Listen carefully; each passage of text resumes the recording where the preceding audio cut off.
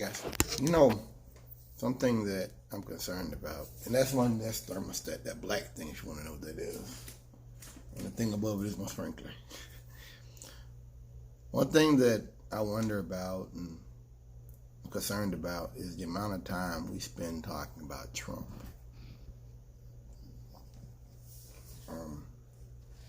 I try, when I do these videos with you guys, to expound it, to prove a point off of Trump's actions, because I'm more focused on A, what the rest of the world thinks, and B, on the people who are supporting and protecting the Donald J. Trump presidency politically, as well as giving him moral support like these Christian ministers. Trump's going to do what he's going to do. One thing that, like I said, I've been thinking about a lot is just how much time we spend talking about him. And I worry about that because I don't want this to strain my health. I don't want to fucking, do something to my mind being focused on this low-life bastard. He's gonna die, dude. He's old. I mean, he's old. He's having many strokes, or he's abusing what people I know believe he's abusing Adderall, and he's really not there. There's something there. That's not normal behavior. To just be glitching, and he's talking, and he just, wait. This is not like stuttering. He's not stuttering or nothing like that. He's,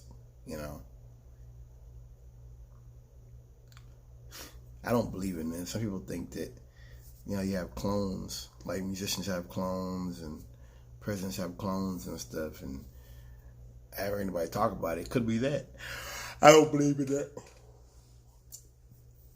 For one thing, they have to grow and stuff, and the clone wouldn't be exactly like him, I mean, the behavior is off, so I guess, I'm like Sam Cedar. It's just stress, and he can't read very well. There's things wrong with him. But I thought about it, like as soon as I said that, as soon as I first thought about it to make a video about this, about me spending all this time talking and thinking about some old bastard. As soon as I thought of that, another thought entered my mind that this is my era. Like, I've been a kid for a long time. I've been a teenager well into my 20s. I'm almost 30 years old. And my whole youth, we haven't really had anything big other than the Iraq War. We didn't really have anything big, going on, any big conflicts. Like my grandfather, my dad, my dad's era, had the Cuban Bay Crisis, and you had all those, the scares if they were going to have a nuclear war. Cuban Bay Crisis was just the biggest spike of it, I think. I mean, they had folks in the helicopters getting ready to go in. Yeah, but you had that, you had the Cuban Bay Crisis, you had all the nuclear bombs that almost exploded in North Carolina. Plane crashed and bombs almost exploded. You've had quite a few things like that. Quite a few that were close calls, or we thought they were close calls at the time. I didn't have that growing up, thankfully.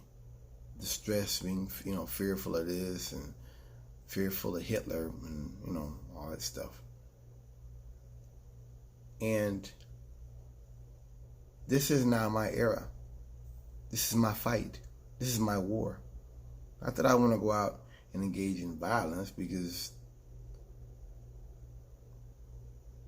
that's not what I'm talking about. This is my war. We're watching white supremacy fall to pieces. We're watching Christianity be divided from the inside out.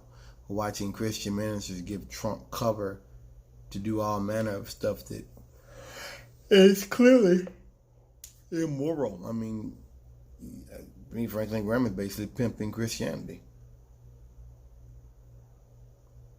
He's basically pimping Christianity out. You know?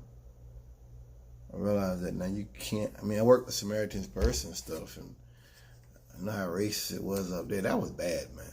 Boom was really bad. Like I joke and stuff about rednecks and how like I don't understand them and stuff, but Boom was something different. Like it's Klan up there, man. It's no doubt in my mind. You got some stuff going on up there. It's bad, real bad. I had my pistol with me. That day when Trump got impeached, it was like the day before, the day after we took those pictures, the third week. We were up there 4 weeks, it was the third week. I brought the bag in with me because I had always said that when he got impeached, I'd have a pistol on me. Because these crackers, I've heard too much violence threatened, you know, and I had it in my bag. Oh yeah. That was serious. That was very serious. We are really watching the far white supremacy, watching capitalism in its final stage, I believe. We're watching them break all manner of laws and rules to protect Trump right in front of our eyes. Having a trial without witnesses. You know, things like that. So I do believe Democrats had to do this. You know, if not now, when? They had to have an investigation. They had to have a trial. He was impeached. You know, and, you know, we knew the Senate wasn't going to. I mean, I said it before that they could have at least let the witnesses and stuff go forward and be like, see, we gave you a trial, but this is a mockery. And then Trump holds up a newspaper saying he was acquitted. Acquitted. There was never a trial. That's like me getting up tomorrow making a video talking about I was acquitted. I was never arrested. I was never indicted. There was never an indictment. There was never a grand jury. Does that make sense? It wasn't a trial. I did not take days off of work. I didn't have to worry about, you know, showing up down there and one, you know, metal detector. I didn't worry about none of that because it didn't happen. Didn't happen. So this was, you know, it was a mockery of justice. That's to me how I see. I said it before. I think the Senate is they're going to lose their majority. Oh yeah. I ain't so 100%. You know, 100% I believe that they're going to lose their majority. Didn't have to be so. They could have let that little dog and pony show go by and said, all right, we still ain't going to prosecute him. I don't care what you say. They could have drug it out. I think they said dragging it out would have hurt him more. I don't know about that. Maybe. Possibly. No, but this business here, this is just, we make the rules, we choose, you know. I used to think white people were about justice and legitimacy. Now I realize they never were. You know, they've got a system set up to keep me down, and they're just that system is actively operating. It's not passive anymore. It's in your face. It's on the street. Like Alex Jones was talking about years ago. We don't live in a country where you have people running around, you know, jack boots with ski masks on their head going through the mail and stuff. We're almost there, guys. Jack boots, they getting ready to jump out the truck outside, you know. In fact, they done jumped. They about to land. They boot back. You know when you pause a movie or something, they boot hit the street. It's about to hit the street. Real talk, man. This is serious. I think America is in dire straits. I think we are really in threat of a fascist situation. I worry. I don't think that this coronavirus is going to get over here and do a lot of damage just because of the cleanliness factor, things like that. I worry that we don't really know the whole thing with that. We don't know all the facts. The Chinese are obfuscating and stuff like that. But I worry that Trump could take advantage of something like this to stay in office. That's what I worry about. That's it. And that Trump's going to do shit that's going to kill or get a bunch of people killed, or use this as a chance to invade China. He'll do it. Yeah, he'll do it. I mean, these people, and then when they go in, Democrats will be like, he can't do that. And all the military, and they say, well, you're China lovers, you're Chinaman lovers. Like, what?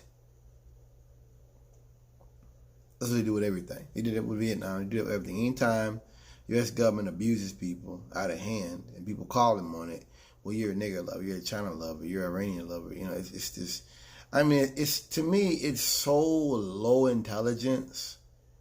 It's so ignorant. It's so uninformed to do that. It just is.